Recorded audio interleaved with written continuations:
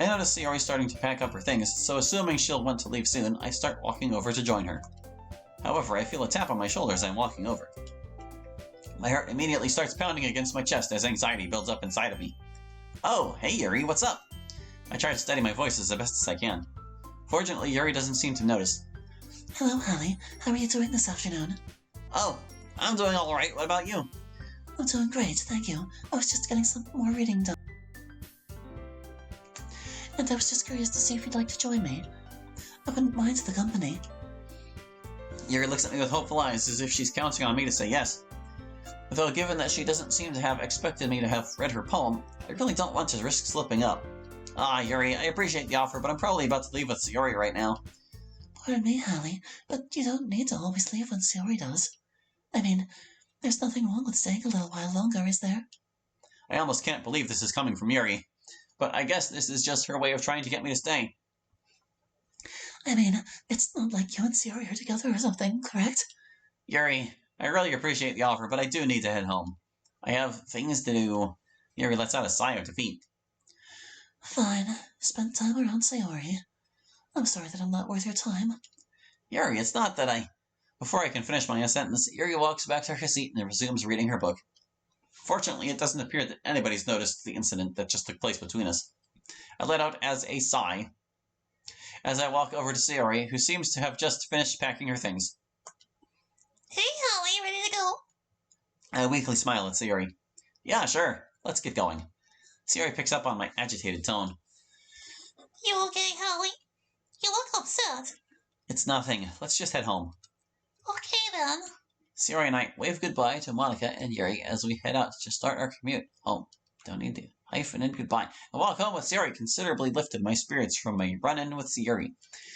Sayori still asked me a few questions about why I was in such a grouchy mood earlier, but I just buttered out some answer and she seems to have mostly bought it.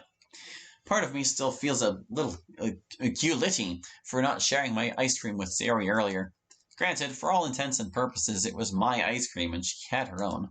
I didn't mean to put her in a bad mood over it, but we talked it out, and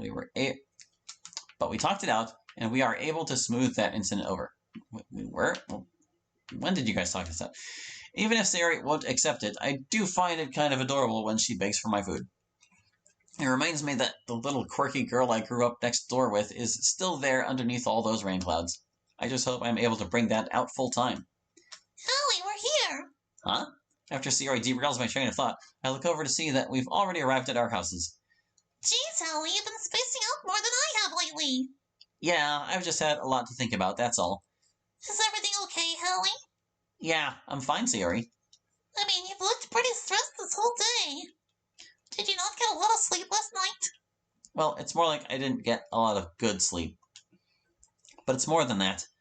Well, what's bugging you? Sayori, it's not something you can really solve. And it's not something I can really talk with you or anyone else really talk about. It's just, I need to solve this one on my own, okay? Alright. Well, I hope whatever it is, Holly, I hope it all works out for you, I hope. I'm here if you need me. I know, and that's all I need to know right now. Sayori and I stand silently on the sidewalk, the silence only being disturbed by the occasional gust of wind. Well, I'll talk to you later, Holly. All right. Sayori runs up to me and gives me a tight hug. Just be okay. For me, okay? Okay? I'll try my best. Sayori and I release each other as we both madly blush at each other. Love you, Holly. I love you too, Sayori. With one more smile between us, we wave a goodbye to each other as we walk back into our houses. After changing out of my school uniform and into my regular clothes, I immediately collapse back onto my bed. What the hell am I going to do? I quixotically ask myself. I know, I love Sayori. I do. I've enjoyed my every moment I've been around her.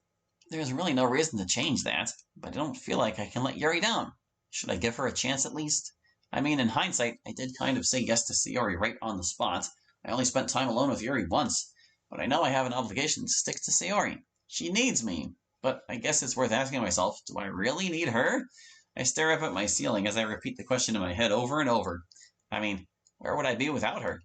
If it wasn't for her inviting me to the club, she wouldn't be my girlfriend right now. I wouldn't have met any of the others.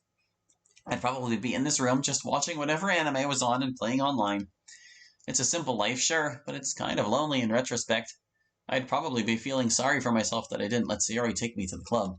I owe her so much, even if she won't admit it. And she does light up my world in a way that no anime or game could ever do. She does make me feel genuinely happy, and I do feel accepted around her. Not to mention we've put up with each other for all these years. My life would probably be pretty dull and boring without her, is one word. I mean, even the little fight we had over the ice cream was kind of fun, even though I didn't let her have my ice cream and the mood took a rather sour turn from there. Probably her rain cloud's acting up again, but she's been handling herself better, all things considered. But if I wasn't in her life, had I not grown so close to her, if she continued to have those rain clouds, where would she be? I almost fear the answer. Not that I think Sayori would ever do anything I saw in my dreams. I have a sinking feeling that it may have crossed her mind. I mean, she's told me that, 3 times now, that I'm the reason she's even alive? What does that even mean? I know her well enough to know it's not her way of flirting. But it's not like she's ever given me any huge warning signs aside from this. Maybe I should ask her about it sometime. She'll probably say no, but even if she tells me that, I could use the peace of mind. Speaking of peace of mind, I know that's what Yuri wants. And I'm just going to have to lay it out for her. I guess at one point I did have similar feelings for Yuri, especially with how last Sunday went. And I still find part of me wondering if what could have been still could be, especially considering how much fun I had with her preparing for her and at the festival, even if she was competing with Sayori for my attention. But can I really do that to Sayori? I roll over to face my bookshelves. On one of the shelves, I spot a picture of me and Sayori at the carnival. Man, that must have been at least 10 years ago. Do I really have it in me to tell her, that same girl, who's now my girlfriend, that I want to dump her for another relationship that's not even guaranteed to work out? Nothing's guaranteed to work out, my dude. And risk possibly dividing the club? I get out of my bed and walk over to pick up the picture frame. Upon a closer look, I see Sayori clutching a familiar giant-sized cow. My phone's going off. Oh, goodness. I mentioned in another recording that my watch that had an alarm on it for 8 o'clock had died, and I didn't replace the battery. So I set the alarm on my phone, and I forgot, and I did it.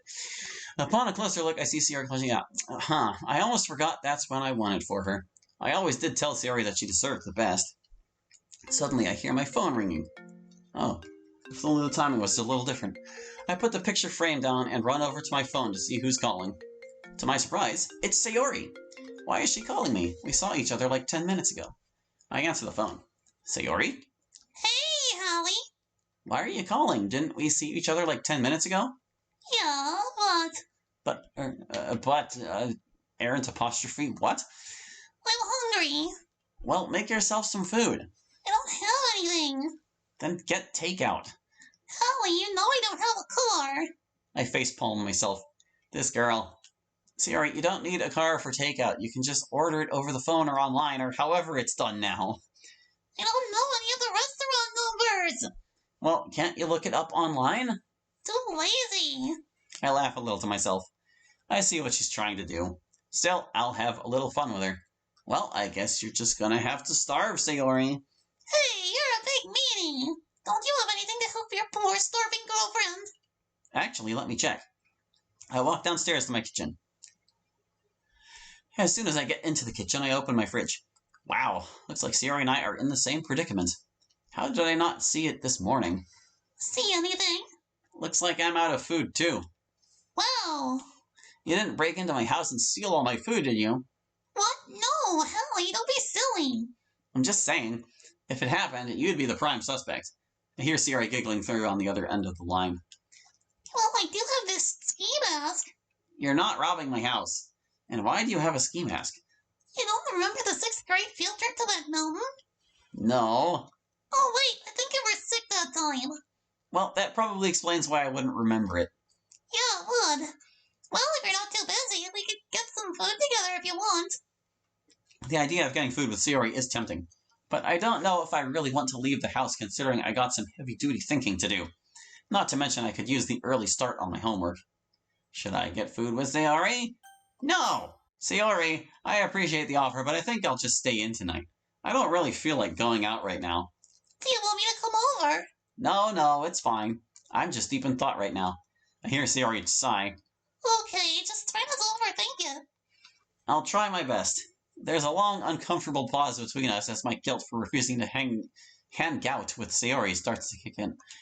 Though I can't exactly turn back now. I'll see you tomorrow, okay? Alright. Just let me know if you need anything. I will. Bye. Bye. I disconnected the call. I don't know if I should have turned her down there. It sounded like she really wanted to go out with me. Well, at least on the flip side, I can quietly assess my relationship with her, and try to decide if I should stay with her or give Yuri a chance. Not to mention, there are other options. Though I quickly find myself overwhelmed by all my emotions. Maybe I can find some homework to do. That should ease my mind off of this for a little while. I get up from my bed and dig out my homework stash from my backpack. Well, at least I'm doing something productive. I sit down at my desk and begin reading over the questions. Despite my thoughts and emotions distracting me every few minutes, I was able to eventually complete all my homework. I pack all my things and lay on my bed, getting ready to finally fall asleep. I ended up feeling more conflicted than ever before as I did my best to try to gauge my feelings. Gauge as a U in it, my dude. I seriously regret not going out with Sayori. I know she wanted to spend more time with me, and maybe I could have seen just how strong our relationship is right now. Well, whatever. Though I think it's gone rather well. Still, this all just takes me back to figuring out what I want to say to Yuri when I have no clue about how I feel about anyone. I'm not any closer to figuring out what to say to her, but I guess I'll have to worry about it tomorrow. I should just try to get some good sleep for once. Hopefully I don't have another horrific dream. I shut my eyes as I uneasily drift off to sleep, praying for nothing to happen. You just don't listen, do you? The same familiar voice angrily screams, making my ears sting in agony. I try to move to cover my ears, but my arms remain locked by my sides, forcing me to simply just wince in pain. I guess I stand corrected. I just don't know what's with you. I don't understand why you continue to pursue the most helpless of us all. Sayori is a lost cause. It's not worth spending your precious time and energy into someone like her. Sure, you might cheer her up for the time being, but she'll fall back into her same self-destructive mindset. You know how much she hates herself. Sayori would kill herself without a second thought, regardless of how much love you give her. Do you really want a girl like that? She's not worth it. She truly is selfish. She admits it, too. Now, thankfully, you didn't spend more time with her today, but she'll be still left craving you. If she ever finds out the truth about this place, she won't just be killing herself. She'll kill everyone, including you. It's time for you to see that. I'm immediately jolted awake. However, instead of finding myself lying on my bed, I find myself standing on the sidewalk by Sayori's house in school uniform.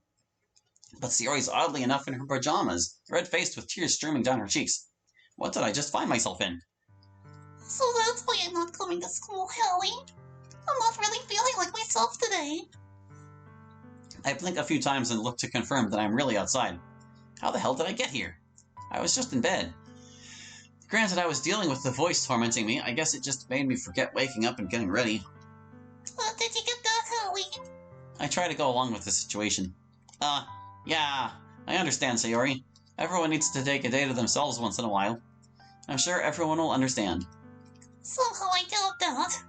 They're just going to worry about me, Hallie. They don't know what I'm going through. I really don't want you to cover for me. I feel so guilty for having you lie for me. Well, that's what a good boyfriend does, right? Yeah. I don't know about that. You know, I'm surprised you're taking this so well. I thought you'd be offering to stay with me, given some of the things I just told you.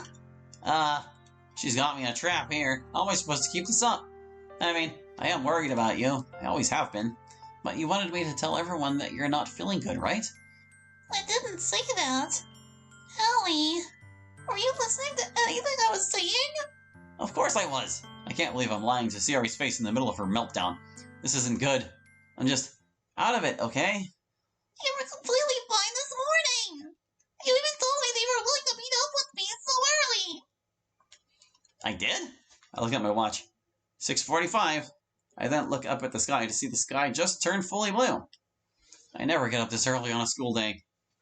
What the hell is happening? I turn back to face Sayori, who's now angrily staring me down. You weren't listening to anything I said. You ignored me. After you promised that you Sayori, No need to apologize. I'm used to having everyone being ignorant about how I really feel inside. And how are you feeling on the inside? Like I want to die! Sayori's sudden yelling at me jars me backwards. I've never heard her raise her voice in such a frightening tone. You don't really care about me. You're only dating me to fill your life with some sick pleasure, isn't it? Sayori, that's not true, and you know it. I know that I've been failing you for all these years. I've been doing my best to make up for it. And I know I need to do more. But I care about you. I always have and always will. You're just saying that to try to make me feel better. It won't work this time, Hallie. I think I finally had enough with it all. What are you saying? Don't worry about it. I wouldn't want to ruin everyone's day. That would just be selfish. Sayori lets out an uncomfortable laugh that only adds on to the already tense atmosphere. I'm sorry I dragged you out here for nothing. You won't have to worry about me anymore. I think I served my purpose. I can't keep you guys happy forever if I keep feeling hopeless. So the solution is obvious. Goodbye, Hallie. Before I can open my mouth, Sayori wordlessly walks back to her house. What the hell was that? Why was she jumping to conclusions like that? Did she really tell me something that important? How could I have missed that? Nothing about this situation feels right. Is Sayori really going to... No, she couldn't! I quickly run into Sayori's house, using the key under the mat to let myself in. I run up the stairs to Sayori's room, where it seems to be closed shut. I frantically knock on Sayori's door. Sayori! Are you in there? I knock on the door again. Sayori! I press my ear to the door to see if she's really in there. I can't hear anything. What the hell is she doing? Sayori, are you okay? Not waiting for her to answer, I throw the door open.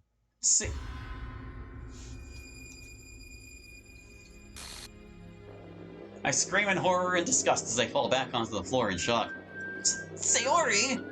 Sayori's gazeless eyes stare blankly at me as she slowly swings from side to side. No. I was too late. I completely fucked up! Tears fill my eyes as I pound the floor, screaming in anguish. Why did she do this? What happened?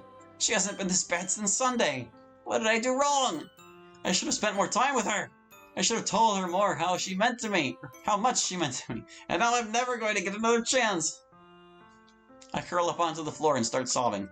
Through my sobs, my mind tries to come up with some sort of scenario for how she could possibly be alive right now. Maybe I'm still dreaming. Maybe she's still alive. I quickly throw open Sayori's drawers. There has to be something to cut her down. Come on! Through my frantic searching, I finally find a box cutter. This should do. I quickly run up to Sayori. I get up from under her so her feet are resting along my shoulders.